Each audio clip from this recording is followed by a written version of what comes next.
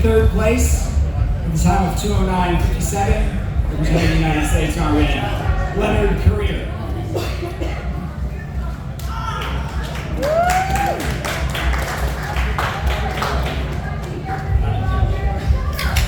In second place with a time of 2:09:06, Clayton Young.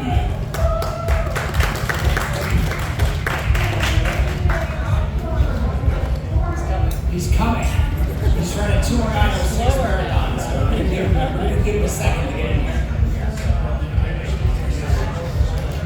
Still rocking the shades. Come on up, David. And the 2024 U.S. Olympic Team Trials Marathon champion with a time of 2:09:05, Connor Mance. Clayton and Connor, I want to start with you. I want to know about that finish. You were neck and neck. You got about 10 meters from the finish line. And Clayton, you just said, go ahead. Did you guys rehearse that? How did you decide who was going to break the tape and who was going to come in second? There was absolutely no rehearsal. I was just trying to get the finishes quick as possible because I thought I might collapse and not finish.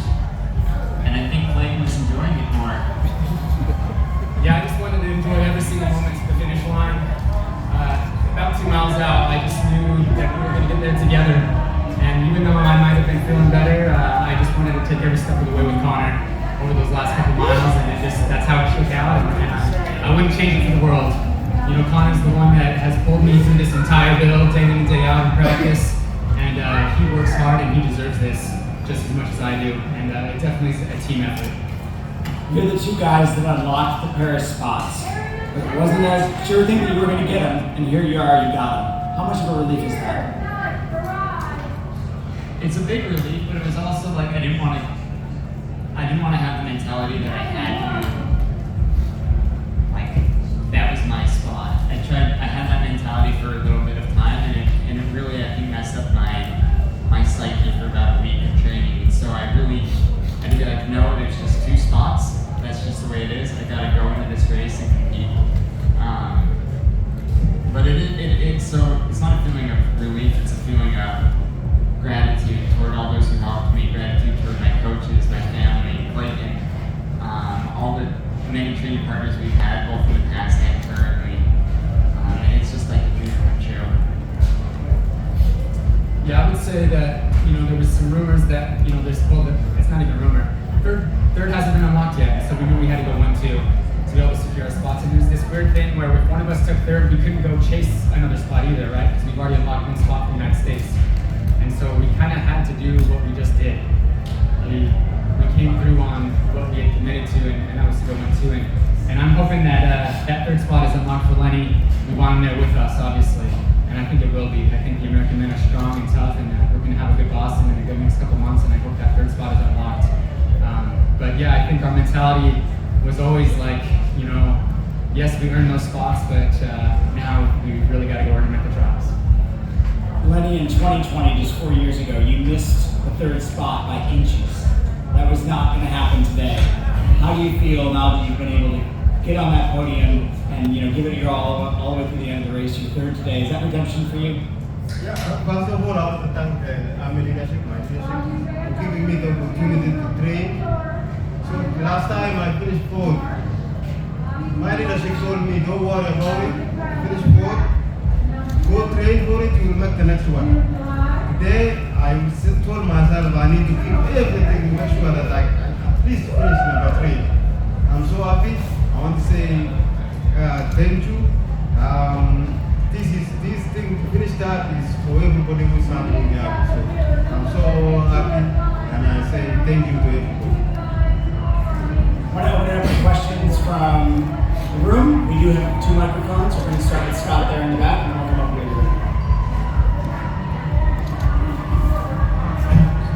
For Leonard, what is your understanding of what you need to do to be able to run in Paris?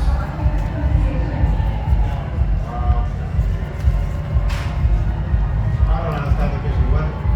What? The question is, what is your understanding for what you need to do to unlock that third spot of the Paris team? I think it's just for me to wait now. I'm hoping I'm going to get I think it's possible.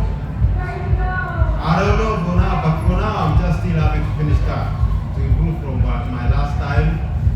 So all in all, I'm still happy to finishing that. It's a good achievement for me. And my leadership and everybody in the army, and also my family. Ricky, then David. Right there. You have a microphone? Do you have a mic? Connor, last time I saw you, you were winning an NCAA championship in Tallahassee.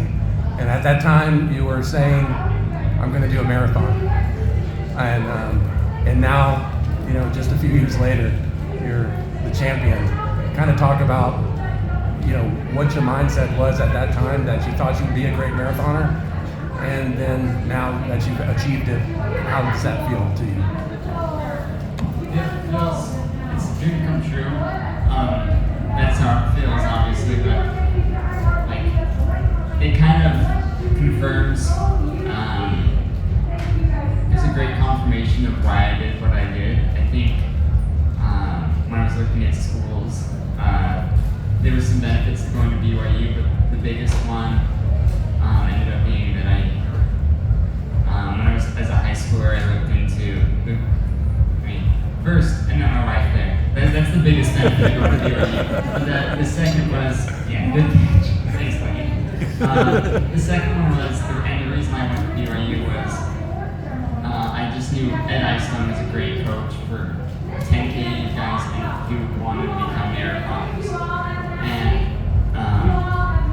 it just kind of confirms that. I looked at a bunch of other schools with some great coaches, but no other school had a coach who had been an amazing college runner in cross country and then gone on and made Olympic teams in the marathon. And so, he was an amazing coach, but he'd also done everything that I wanted to do. So following in his footsteps has been pretty special. So, I don't know, it's like this confirmation of I've done, like, what I have done has been right, if that makes any sense whatsoever. Yeah. David? Hey, this is for Connor and Clayton, and congratulations to you. When Zach got on the front in the 6 mile, I think he ran a 4:49. Was it sort of like you saw this pathway opening up right in front of you, and you just needed to get on that? And then tell me what you were thinking as he just kept doing it, mile after mile after mile. Thank you. So, when I saw Zach hit the front about 5.5 miles or so, I turned to Clayton. There were a couple people between us, and I just looked at him and just didn't even nod, didn't even say anything, and I just looked at him, he looked at me, and then I was like, all right, like we're going for it. And so it was just like, I just wanted Clayton to know I was gonna go with Zach, and when he started running 440 highs, I was like, okay, I know nobody can hold, like, either we're gonna run away from everyone, or everyone is gonna go with this pack and no one's gonna be able to hold it, and it ended up being a little bit of both. But it was quite a move. Yeah, I think I got to see Zach shortly after the race, and honestly, my heart breaks for Zach for taking sixth, because he is what made that race happen today. I was kind of struggling the first lap, honestly, and it wasn't until that second lap of the 8 mile loop that we started to kind of pull away, and my confidence started to build as we started dropping people. And he's the one that made that happen. And shortly, after mile 20, when he started slowing down a bit, Connor and I looked at each other, and we could tell that he wasn't feeling too hot. And so that was the point at which we took the lead, and we said to him, stick on us. We're gonna go and get that standard. We need that third spot. And that's when Connor took the lead for a while, and Zach got on the back, and I just kept telling him, stick on us, because we obviously wanted Zach there. He made this race happen, and big props to him and the Hansen's Project for developing such a strong athlete. Zach, we came out to Orlando a couple weeks ago, and we got to run with him, and he's a great athlete, but he's an even better person, and my heart goes out to him, and I want to see him in a marathon here to come, and if not in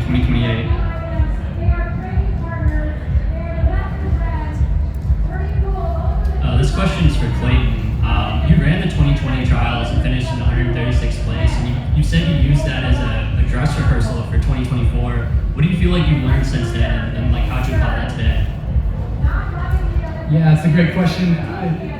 As I said in the press conference a couple days ago, yeah, I was injured going into the 2020 Olympic trials. I'd only been running 3 weeks, but I still decided to race it. It was my debut marathon. I qualified with a half marathon, and so I still decided to do it because I knew that experience would pay off in 4 years. And I've gone back and I've rewatched that 2020 Olympic trials multiple times to prepare for this Olympic trials, and I put myself in that mindset of, you know, what did I feel on that start line? How did the race go out? What was it like grabbing bottles with 200 guys in it? What was it like feeling the pressure preparing for that race? What was it like being next to Jared Ward, who was preparing for that race, and Connor McMillan, a couple of my former teammates? And those feelings were priceless coming into this marathon build and really preparing for the 2024 Olympics. You know, you look back on it and it was probably a little bit stupid. I ended up running 2:29. It was a terrible debut. And like I said, I had been injured going into it, but I can't look back now with any doubt knowing that paid off in my preparation and my performance today.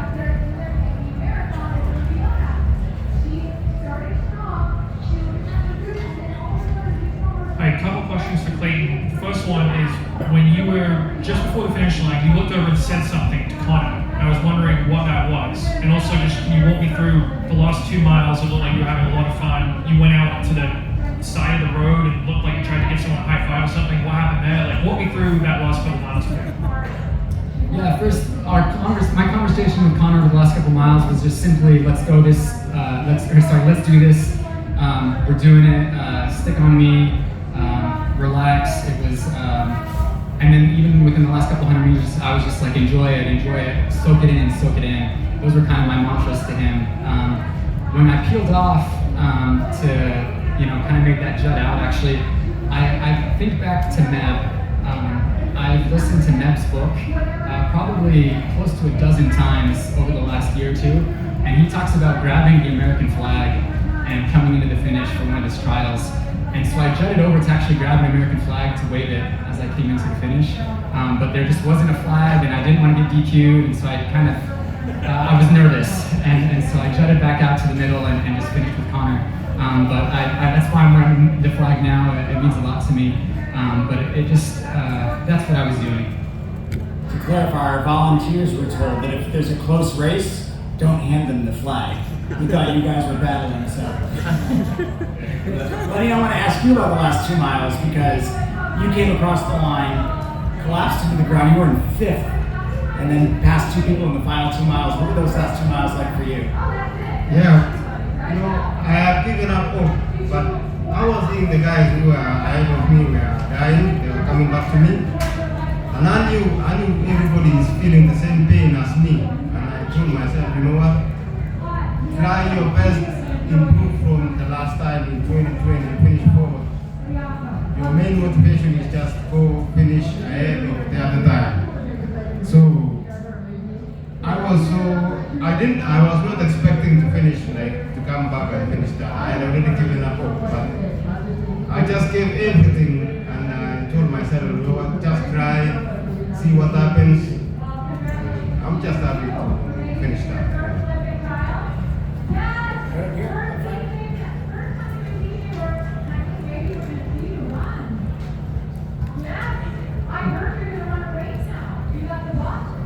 Connor and Clayton, I know you guys are training partners and in the race together. Are you able to describe a little about your friendship and your relationship, maybe off the track, off the course, and what kind of is the dynamic between the two of you?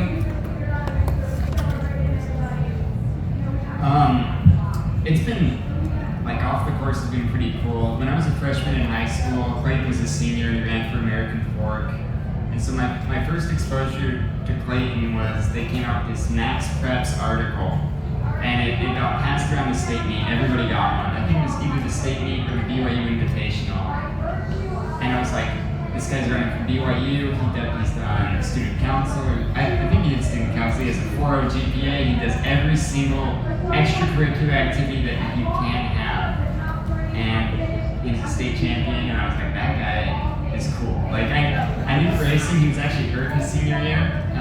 And we were in different divisions. I was in the Swan School division. And so when I got to to BYU, it was kind of fun to have him as a mentor and a friend, and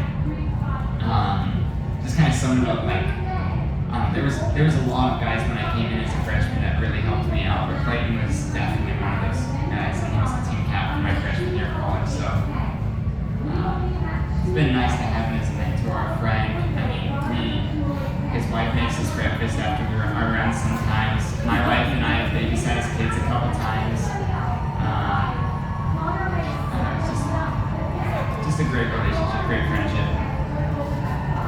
Absolutely, I definitely agree. I would just say that it's almost as close to a marriage as you would think. We have our disagreements sometimes. We fight, we quarrel, we're very, very competitive, but not today, Satan. We've definitely been able to work through the competitiveness and come out on top. And at the end of the day, Connor and I are better when we work together. We knew that going into this race. We knew that working together through miles 22, 23, 24 was our best bet, and that we would carry each other to the finish line. And that was even just more of a testament to today as we worked together to break away and to finish 1-2. And that's just something we practiced day in and day out, and we executed that relationship today. One more, Sean. While she's handing the mic over, I just wanted to thank each of you guys for being here and telling our story. Well, it was a 3-lap race, and as Clayton said, each lap got a little different. Clayton Connor, you started the last lap with a high five and set you up. The last lap became very dynamic, increased, what used to be feet became tens of meters. How did you handle the changing dynamics of the race as you hit that last lap? Same with you, Leonard. Yeah, I would say big shout out to our crew out here. We have a big crew out here from Utah, friends, family, support. And the first 2 laps they were cheering us on, but that last lap they were giving us the information on the course. You got 15 seconds to 4th, you got 20 seconds to 4th, and then even when we broke Zach Panning, we got 30 seconds to Zach Panning. And that's what really kept us dialed in and kept us on the pace, but also made it so that we didn't have to push too hard.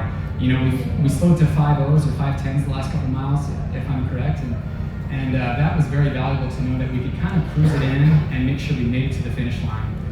In Chicago 2 or 3 years ago, I collapsed with 300 meters to go, and that was devastating. And I lost 3 minutes I added 3 minutes to my time, and I faded from 8th place to 13th place, and it was a big heartbreak. And so it was kind of nice going into this race knowing that I just had to finish with where I was at. I just had to keep pace, and so that information on the course was super valuable. So big props to all the support for Connor and I out there giving us information on the course that last lap. Yeah, it was pretty cool to have a lot of friends, family, and a lot of people I didn't even know they were coming out from here. Thank you. A lot of people I didn't know were coming out were here. On the third, kind of like Clayton said earlier, the first lap was just very packed together, and it was kind of stressful. The second lap, it was like, oh, we're moving, but there's a lot of guys in it. But the third lap was very comforting when we hit the second to last bottle station, and there was 4 of us. And then pretty soon it was 3. And after Clayton had read Mev's book a few times, my wife got it for me for, I think it was like a 6-month anniversary present, if I'm being honest. And in the book, Mev talks about how in the 2016 Olympic trials, and Jared Ward has told us a similar story. When 3 broke away, he was very much, Mev said, it was Tyler Pennell, Mev and Galen. Mev kept saying, okay, we have 3, let's just run it together, let's not try to do anything special. And Pennell tried to break away and ended up breaking him, and Jared was able to move up quite a bit. And so my thought during that last lap was, let's just work together to make it so we can make it to the finish. And shout out to Zach Panning for just keep hammering. Tried to help him out those last 4 miles. But it was really cool to just be like, okay, once Clayton and I had broken away, it was like, all right, Clayton, let's just keep working together. If you're feeling good, enjoy that last 400 meters, but I'm begging you, let's just keep running together until then. That last lap, we're in a 4:46 last mile. Tell me about the last lap. I would say the cheering, people who are cheering for us, people were screaming a lot. Like when they were screaming and cheering for, I was telling them I got some extra energy. It was like a Super Bowl of track and field or NBA finals of track and field. I'll say thank you to the organization who organized and made this like the course like this way. It's so amazing. I wish they had more races like this one. So that was the turning point for us, especially me, to even finish that. It was the people cheering for us, cheering for me. They were telling me, you are only going to catch the next person. So I say just thank you to everybody. We want to make the Olympic team get coached by an